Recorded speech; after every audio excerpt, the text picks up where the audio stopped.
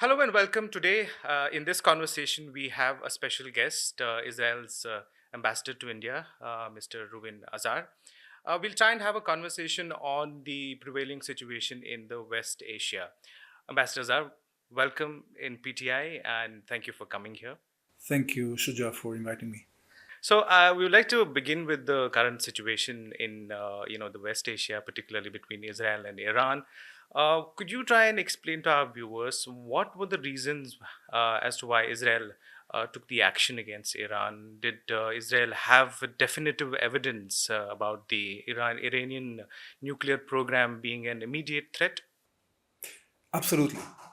Basically, what we did is we acted at the almost last moment we had in order to foil and remove Iran's plan for the extermination of our state.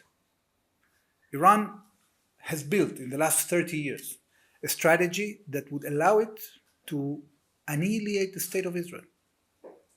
For some people, it's very difficult to believe, but this is the truth. They have built a strategy that has basically three tracks. The first and the most dangerous track is the nuclear track, Okay. because this regime that has sworn to destroy us and has stated that multiple times was actually acquiring the means to have weapons of mass destruction. So they have deceived the international community and the IAEA for many years. And only last week, 10 days ago, the IAEA issued a report saying that Iran is in a situation of non-compliance of the safeguards agreement of the NPT. Why it has determined that? Because Iran has been conducting non-declared nuclear activities that it hasn't been able to explain why they are doing it. Right. Okay? And it was very clear for us that the clandestine group has been actually renewed activity on the weaponization of their enriched uranium. So not only they were having enrichment for no reason at all at very high levels, that is not justified in a peaceful civilian nuclear program, but also they were engaging in weaponization. So of course we couldn't allow a country that has sworn to destroy us to get the means to do that. Okay, so that is the first track. Okay. The second track, that is no less dangerous, is their ballistic missile program. We've been talking about this for years. Okay, and nobody really took it seriously. The Iranians built an arsenal of thousands of ballistic missiles, and actually they had a capacity to produce a quantity of missiles that would lead them to 20,000 ballistic missiles within 6 years. What I would want to point out is this, this point of the ballistic missiles. And that's perhaps the result what we are seeing right now happening in Tel Aviv and other cities. Like there are visuals of destruction, some of the very disturbing as well. How is the country dealing with it? The country is very resilient. You know why? Because not only we are accustomed to attacks that we were subject to throughout the years. We've been suffering missiles fired from Gaza for many years now, since Hamas took over the Gaza Strip 17, 18 years ago.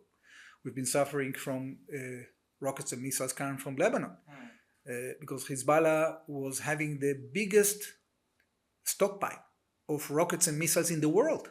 Okay. That was directed against us. We've been able to deal with that, but our population has been suffering for that for years. So we have built infrastructure, we have built shelters, we have built ways to protect ourselves against that.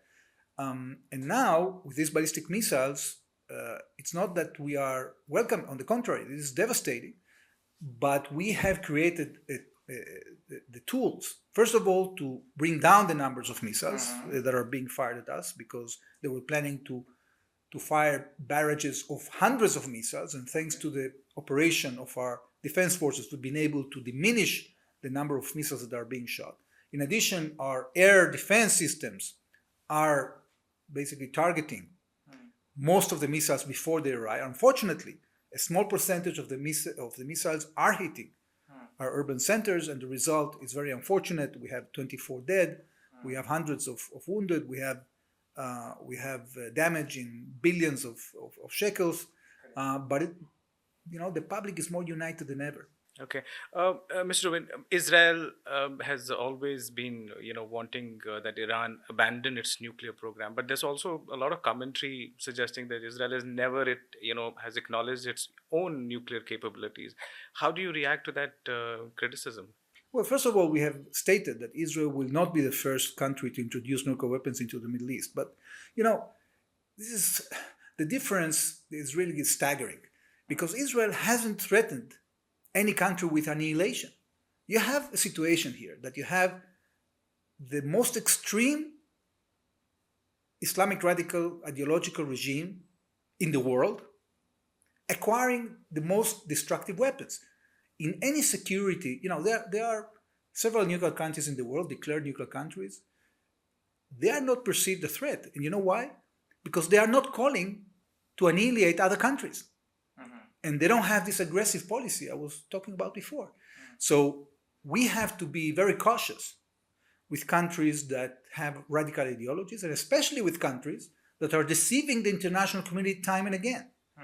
So there's a huge difference here. We are a democracy and we go to war, unfortunately, only when we are threatened. And in this case, we are threatened with our own existence. We had no choice. And this is a consensus in Israel.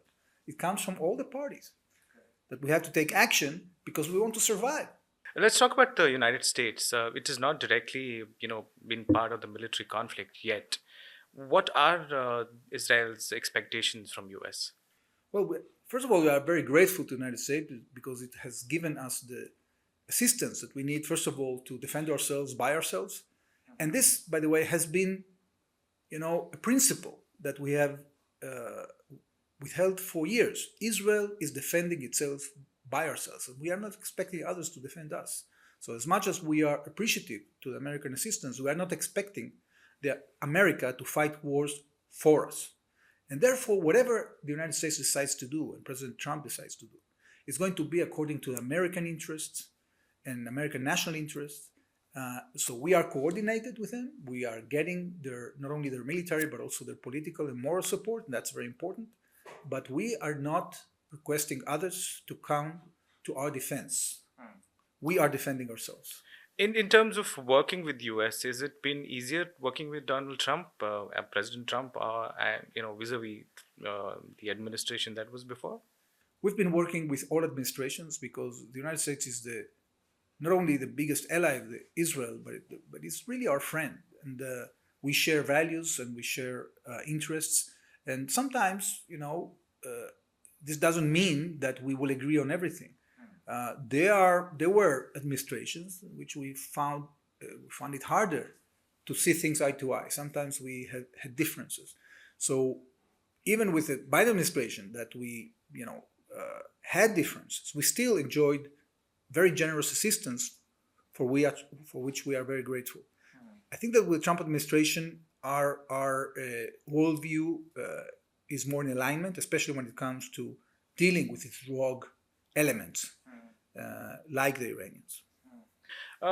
So, also pointing to what, Prime Minister Netanyahu recently said that targeting Iran's supreme leader, Ali Khamenei, would perhaps end the conflict. Some of the ministers have also sort of kind of voiced the same thing. In your view, what could be the impact of such a strategy? Well, first of all, this is not our decision. The Israeli cabinet has taken a very accurate, a very, designed, meticulously designed decision to target the nuclear program and the missile program. And therefore, we have taken action against military targets, against the commanders of the Iranian armed forces, the Revolutionary Guards, the scientists that were part of this criminal scheme. Okay, we haven't taken a decision to target the leadership of Iran. I think that future will tell when it comes to what we are going to decide to do in order to promote our military targets. But at this point, this is not part of our policy. So while you are engaged with Iran, there is also the other theater in Gaza that is prevailing, and we recently saw a number of people, dead while trying to get aid. UN rights groups and others have commented as well. How does the country react to that kind of criticism? Well, first of all, we are not targeting people for trying to get food. This is complete nonsense. What we have seen is that there were Hamas forces that were trying to prevent people from coming and getting food. And this is very unfortunate. We've seen that in the past, because when we started retaliating against Hamas aggression on the terrible aggression on the 7th of October, we saw that Hamas is trying to prevent population from getting out of harm's way and are trying to use them as human shields. So first of all, we have that problem. Hamas is, basically working against any rule of humanity, any norm that was written in order to try to survive, hiding behind civilians, putting headquarters under hospitals, hiding themselves behind the UN facilities, etc. So this has been a challenging issue for us, but this cannot give them impunity. There have been issues from time to time in which aid workers were under danger. They felt under life danger. They had to react. But this humanitarian effort we are doing now is extremely successful. We've been able to handle tens of millions of meals to needy Gazans. We are taking this effort out of Hamas' hands because Hamas has been sequestrating this aid in order to continue having a grip on the population. And we are very determined, Shuja, to get into a situation in which not only we bring back our hostages, but we make sure that Hamas no longer controls the Gaza Strip. So this is an effort that takes time because we have to balance between endangering the lives of the hostages and taking out Hamas. But we are consistent in our effort. We have been able to bring back more than 200 hostages. We're still left with 53, out of them about 20 alive. But we will go through. We will see this through. And, the human cost of this is indeed very tragic. And we lament any loss of life, not only on our side, but also on the Palestinian side. And I think the Palestinian people deserve a better leadership. They deserve being freed from the hands of the grip of this terrible terrorist organization that has been radicalizing them, abusing them, oppressing them for the last 18 years. But it is carried for a long time now, and as you pointed out, there is a human cost at it. Is there a timeline that Israel has in mind, or a solution, to put an end to it? Well, it's going to take time because of what I told you. Because we have to balance between the risk. This could end today if Hamas would have released the hostages and renounced power in the Gaza Strip. So the suffering can happen very fast. The issue is that when you have a terrorist organization that doesn't care about their own people, that actually is abusing their own people, that is using their own people as human shields, then it's very difficult to do it fast.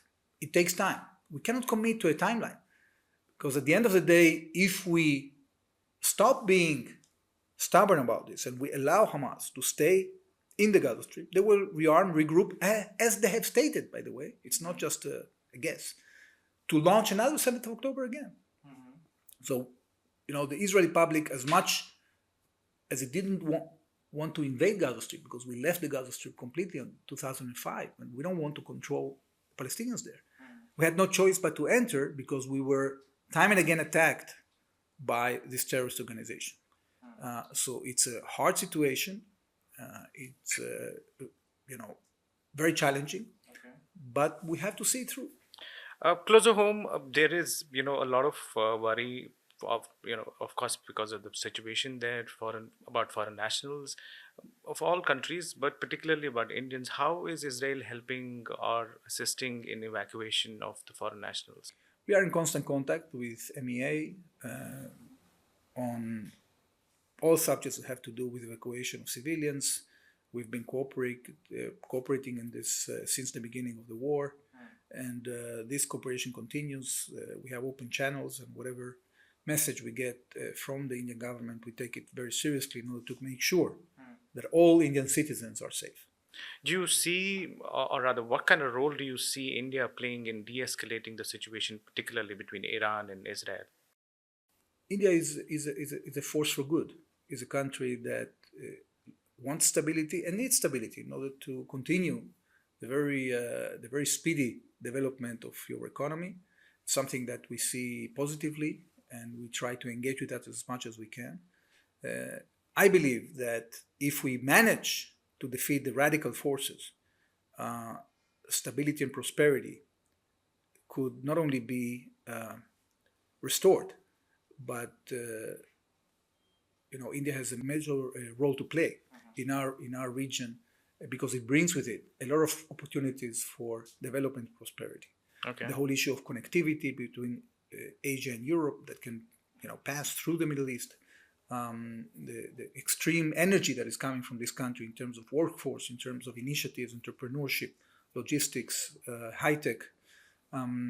It's very difficult for any entrepreneur to invest for the long term when you have threats, terrorist threats, like the threats from Hamas, threats from the proxies of Iran or from Iran itself. So I believe that this huge effort that Israel has embarked in to decimate these proxies of Iran and put Iran in a situation that has no choice but to change policy, or at least won't be capable to throw all the havoc they've been throwing to the region for the last decades. I think this is something that is great news for the development of the region and the development of the world. And by defending itself, I think Israel is doing a great service to India, to the region, and to the world.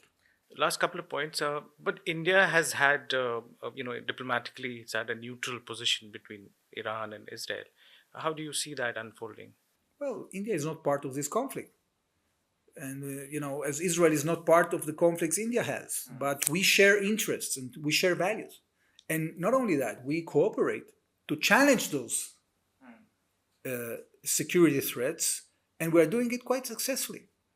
We have great cooperation. We are building together capabilities, military and defense capabilities. And this is derives from the fact that we have gained a huge amount of trust. And we are capable of leaning on each other when it comes to manufacturing the things that we need in order to defend our skies, in order to be more effective in the way we deal with terrorism.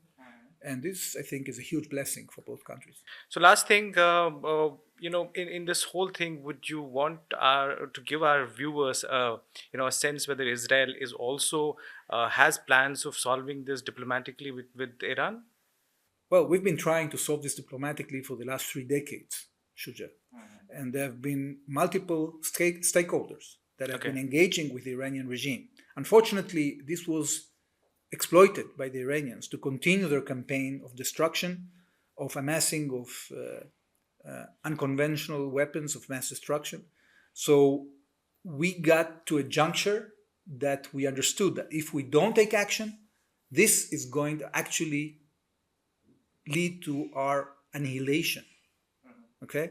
So once we deal with that, I think, and once the Iranians feel that their regime is in danger, I think the chances are much increased that you will have a diplomatic outcome. Because until now, the Iranians weren't really negotiating in good faith and in a reasonable way. So in order to get them back to the table, to actually renounce these malign plans, we had to take this military action. And I think this effort is going to eventually contribute to the diplomatic efforts the different stakeholders are trying to promote. Okay. Thank you so much, Ambassador, for coming here. Thanks a lot. Thank you.